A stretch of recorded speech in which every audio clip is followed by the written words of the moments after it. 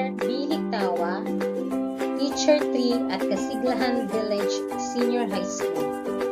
I will be presenting Unit 3, Module 2, entitled Bilingual Education Policy in China.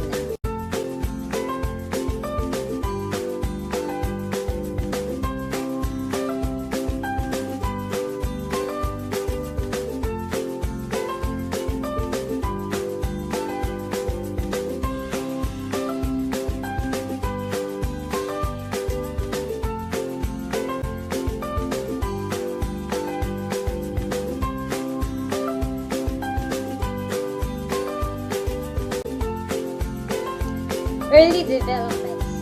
The picture of bilingual education in the People's Republic of China, hereafter China, is complex since China has an overall population of 1.3 billion people, 29 which consists of 56 ethnic groups, and also a highly heterogeneous linguistic context.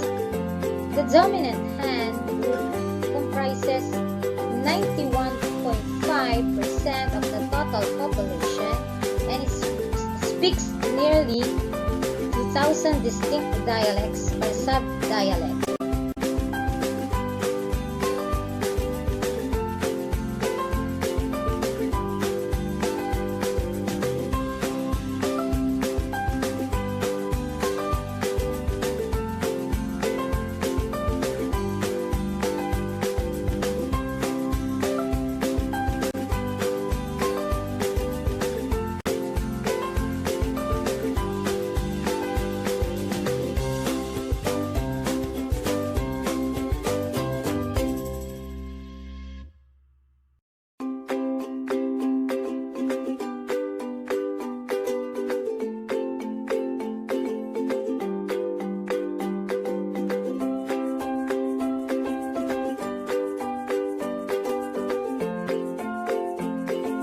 The other 55 ethnic minority groups including Mongolian, Tibetan, Uyghur, and Zhuang speak over 290 languages. This focuses on bilingual education programs for ethnic minority students and Chinese English bilingual education once being promoted largely in China's mainstream schools and universities.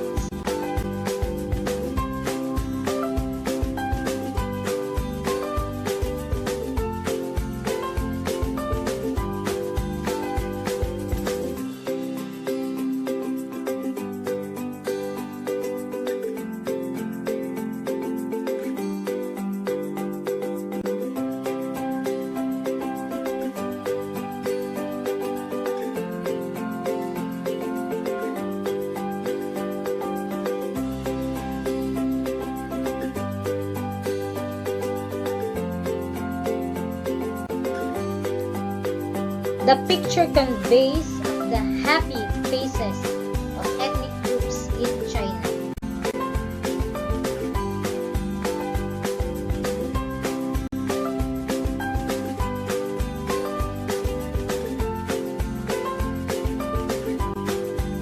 The Han Chinese Hanzu or Han people are an East Asian ethnic group.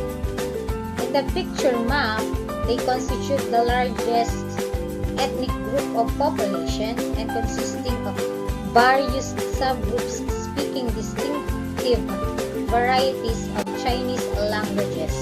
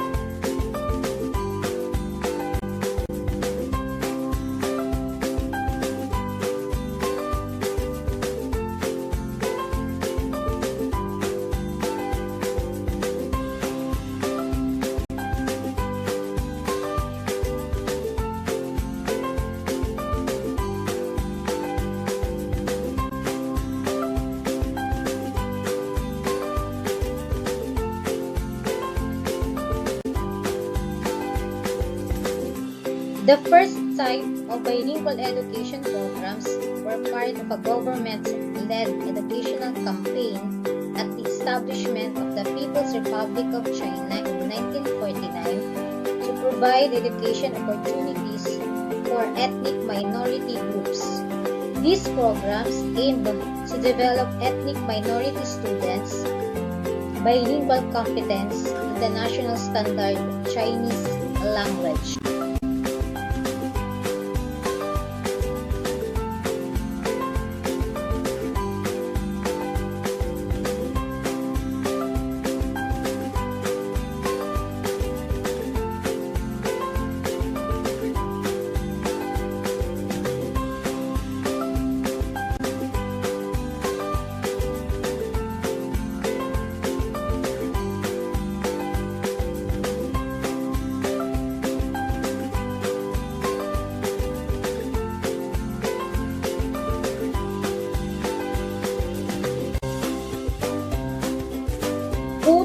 The official language of China. Turns out the Chinese you have been learning is only one dialect of Chinese, although it is the most popular. Mandarin, or as it is called in China, Putonghua, is the sole official language of China. Other popular dialects include Shanghainese, Fujianese, and Cantonese. Many of these local language varieties are not mutually intelligible, meaning that even if you are fluent in Mandarin, you still cannot understand Shanghainese or vice versa. The word Putonghua itself breaks down to Putong, which means common, and Hua, which means language. Putonghua also goes by many other names such as Guo Yu in Taiwan or Hua Yu in Singapore.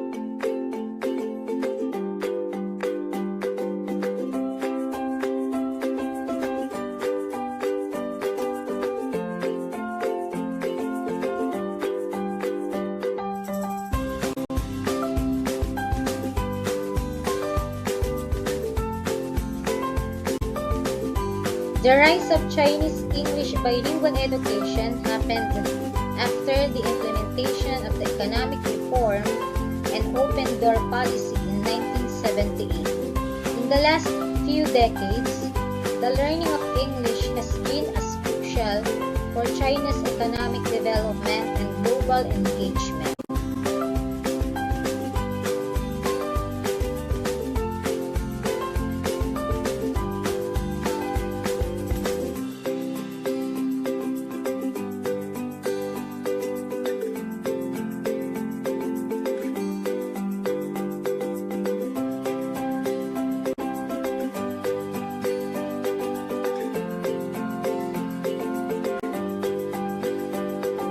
As English is taught as a school subject in a context where real-life opportunities to use it are limited, there has been growing dissatisfaction with the effectiveness of the traditional English language teaching.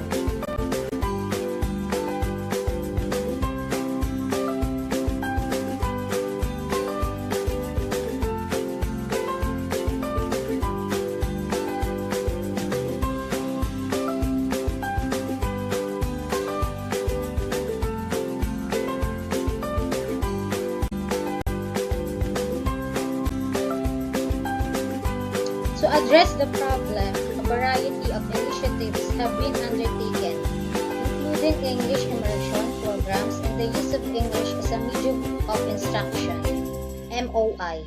Since the national standard Chinese is the legally prescribed medium of instruction, educational initiatives that use English as a medium of instruction are called bilingual education to stress the fact that standard Chinese is also used so that they can gain tolerance from governments at various levels.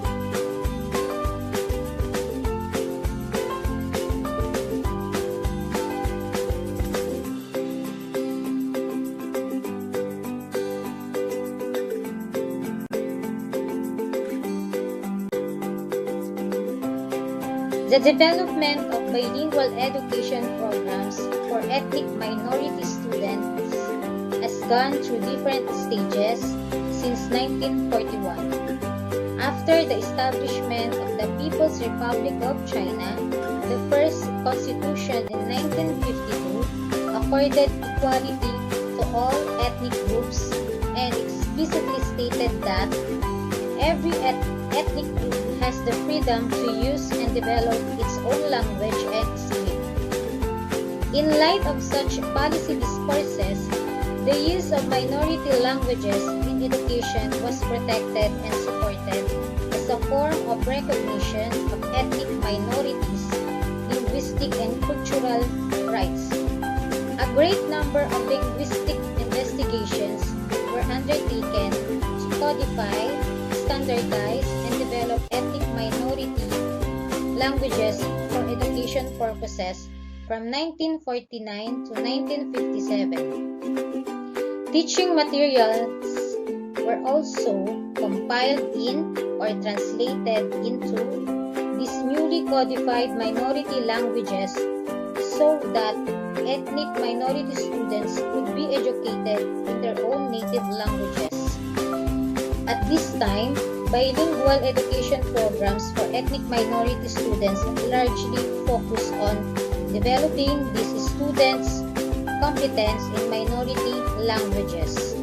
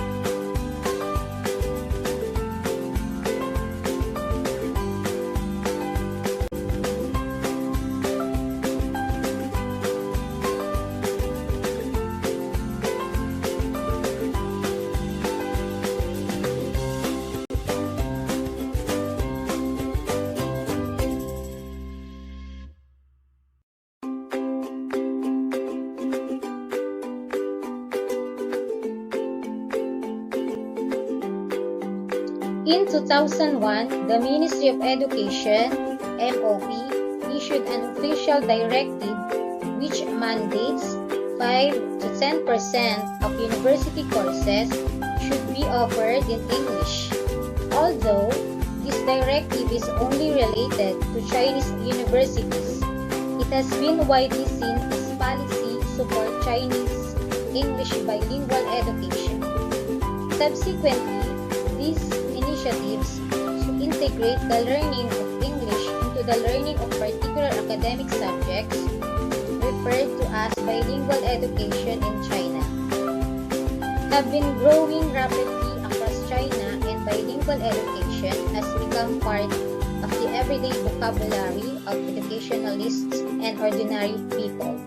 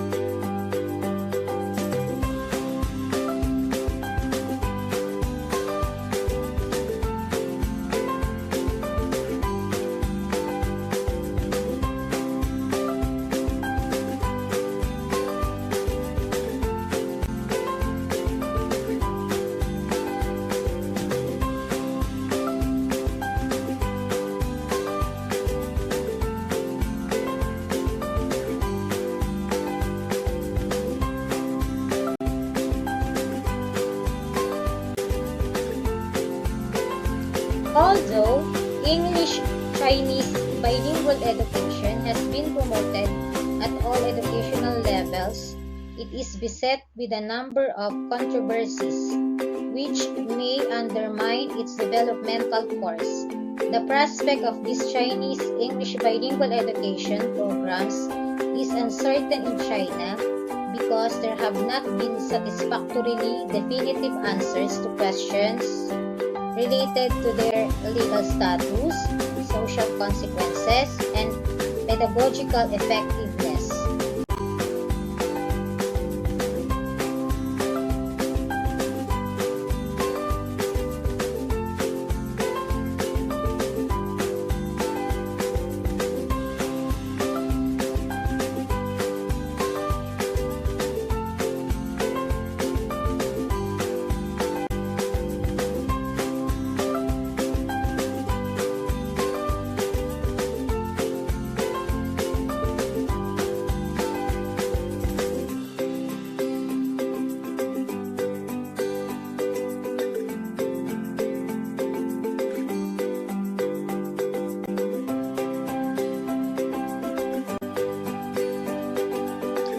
Despite support from the Chinese medium of instruction, Chinese English bilingual education programs do not enjoy legal protection.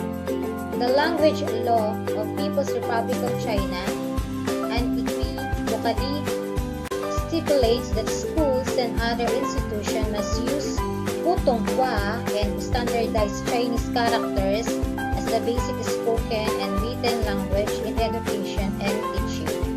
The flourishing Chinese English bilingual education programs are indicative of an educational decentralization process that has been happening in China.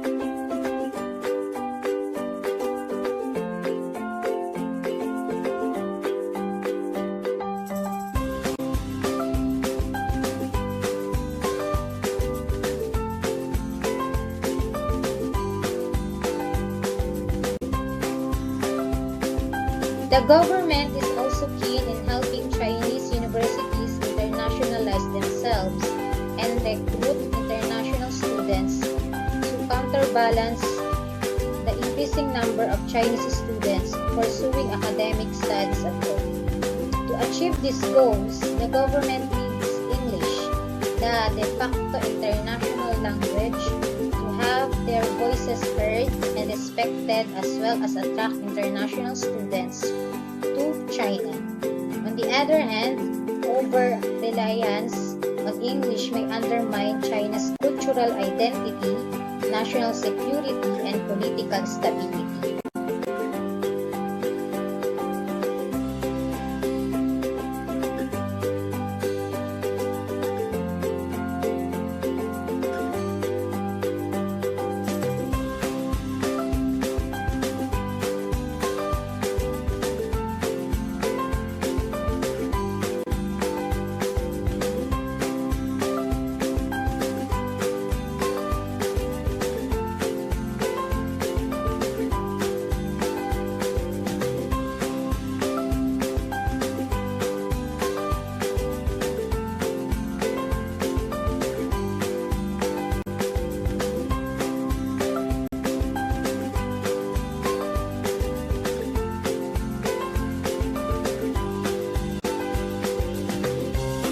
It seems that the future bilingual education in China depends on how the interactions of various social, cultural, and political forces will affect the dynamic relationship of the languages.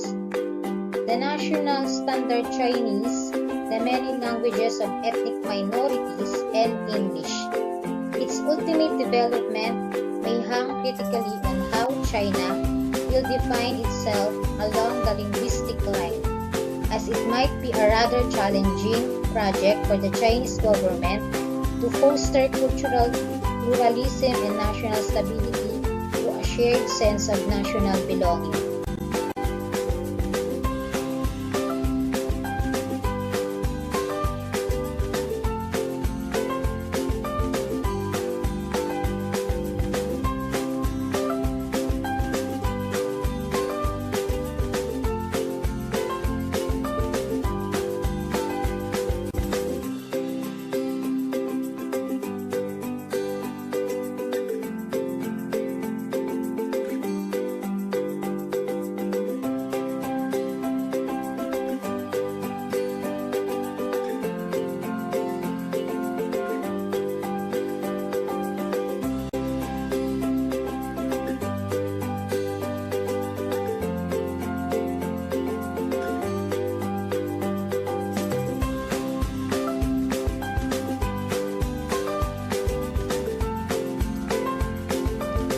It is noteworthy that the Chinese government has always regarded linguistic diversity as a threat to political unity, and for this reason, Emperor Qin Shi Huang, the first emperor in 221 BC, standardized the written language to create a linguistic basis for a unified Chinese empire.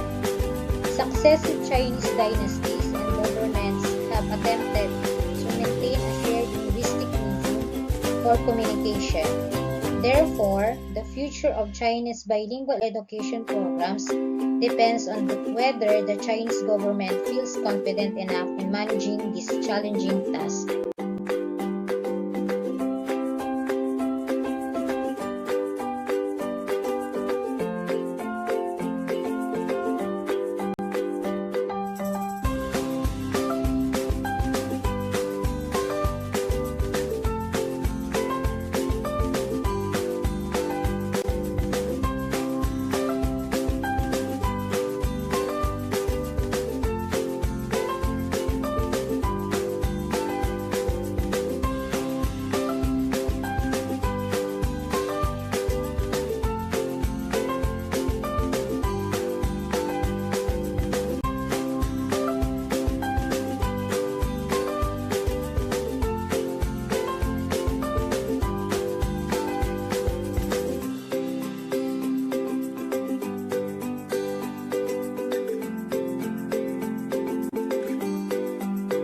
The following video clip you are about to watch is about insights into the bilingual K-12 schools in China.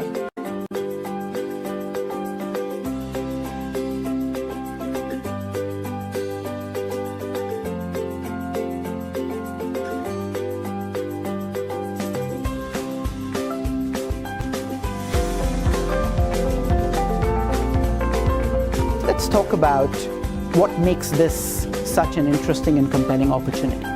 So what you're seeing here is a rough estimation of how much parents spend on educating their child, right from when the child is born through to when they go for higher education. This spend on education has really resulted in the growth of the private sector in China. So what you're looking at here is overall enrollments in China, so grade 1 through 12, about 170 million students. But I think what I find fascinating about this chart is actually the growth rates on the right. Right? When you look at the growth rates on the right, what you notice is that the public sector is largely flat, and all the growth, every incremental unit of growth is actually accruing to the private sector. This is really one of the most exciting traditional education sectors anywhere in the world. What this is telling us is year on year, on average, this market, which is the bilingual school market, is growing in enrollment terms by 15 to 20%. Very rarely do you see this kind of secular growth across tier 1 and tier 2 cities in traditional education sectors, and you do see that in the bilingual space in China. When you talk about the high end of the market, at least when it comes to K through 12, what you'll notice is the market skews super premium. And what's fascinating is if you look at the growth characteristics on the right, you see that the super premium segment is growing the fastest. Now what is happening here is quite clearly parents are making rational decisions, and it's the super premium type of product that is giving them the outcomes, the perception value, the brand, the track record, and so parents are willing to sort of push up to the maximum amount that they're able to spend in order to send their children to these schools. Senior high school is the largest segment of demand. Actually, a lot of the excitement that we're seeing is full through schools coming up, and so we expect that the elementary and junior high will continue to grow a little bit faster than the high school market as this market develops, and you'll see more balanced cohorts across grades. But for now, you can see this is very senior high school focused as a market.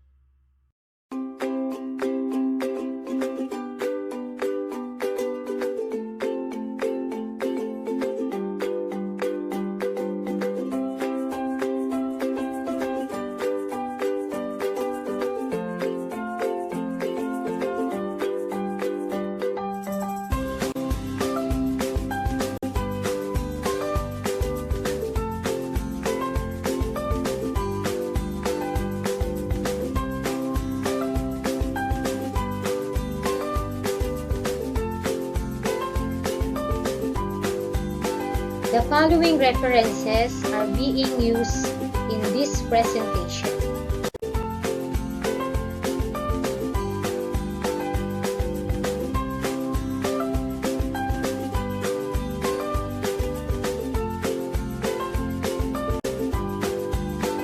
References are also taken into considerations.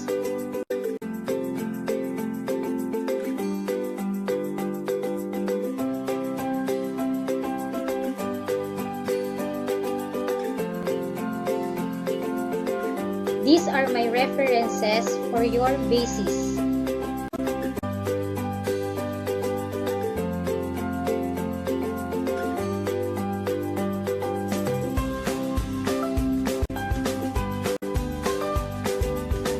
Share. Thank you for listening. This ends my presentation about bilingual education